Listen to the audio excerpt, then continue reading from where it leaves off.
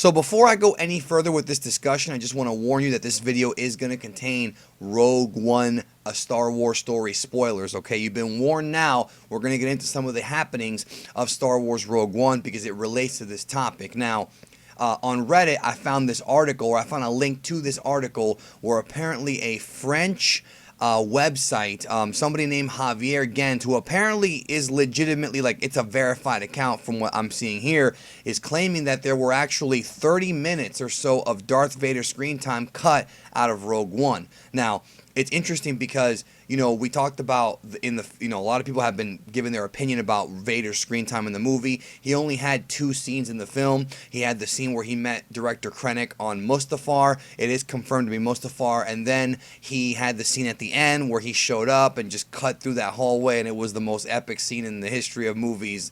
Well, maybe not history of movies, but one of them, history of Star Wars. But this is really interesting stuff. We've been talking for a while now, folks. Everybody who talks about Star Wars has been talking about how there were reshoots commissioned earlier this year. The movie was close to being done, and Disney said, no, we have to reshoot some things. And a lot of us were wondering, well, what the hell was reshot? What changes were made from the original film that were changed for the reshoots? Now, a lot of people were like saying, oh my God, the studio's getting involved, when really you have to understand that almost every movie has reshoots. That's nothing new. But some people were making claims that, you know, Disney was unhappy with the finished product. Now, sometimes reshoots are good, sometimes they're not. But the point is, a lot of us were wondering, what did they reshoot? Because if you remember, if you go back now and you watch those Star Wars Rogue One trailers, especially the early ones, there were tons and tons and tons of scenes in there that were not in the final movie. There was the scene of Vader when he was looking with the red background. That was not in the final movie. The scene with Jyn Erso walking down that plank or whatever, and you saw the TIE fighter. The scene of Krennic walking in the, he was walking on the beach. That didn't make the final cut. There were so many. Under the scene where Jyn Erso says, I rebel. So many scenes that were cut. Now, what this guy's saying right here is, and I'm going to read it to you guys and then give you my thoughts. It says that basically 20 to 30 minutes of Vader screen time was cut. Apparently in those scenes, Vader was a monster, explicitly cutting people's arms, legs, etc. He would appear in 2 times differently. It's kind of weird the way he's writing it, because I think he's French and he doesn't speak English very well, but he says that the one that we know and saw, but also 10 years before when Saw Guerrera was still bald, there used to be a scene where they explicated. He meant to explain how Guerrera became a cripple when Jyn came in Jeddah. In that scene, we would see Vader fighting him and cutting off his legs and crushing him hard with the Force. That scene would explain why he got his hair after. I don't really know what the hair has to do with anything, but the point is, the link to the article is right here. And apparently he says that they explained that apparently Disney found those scenes too violent and decided to cut them and reshoot 45% of the movie, which led to a completely different ending. Now here he says, this is what I think is interesting. He says, initially Jyn and Cassian would have run away with the plans. There is a shot in one of the trailers of Jyn and Cassian running away with the plans. So there might be some truth to this, or this guy's making it up.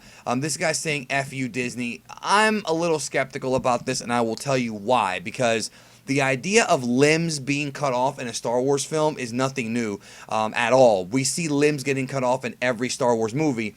The most violent, I would say, is probably Revenge of the Sith, when we saw Obi-Wan chop up Darth Vader or Anakin Skywalker and cut off his legs and his arm. That was the most, limbs we saw cut, in one movie. Plus, we also saw Dooku get decapitated.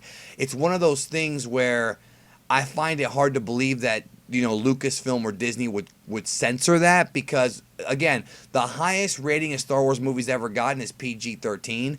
I don't think getting limbs cut off would have constituted anything higher than PG-13.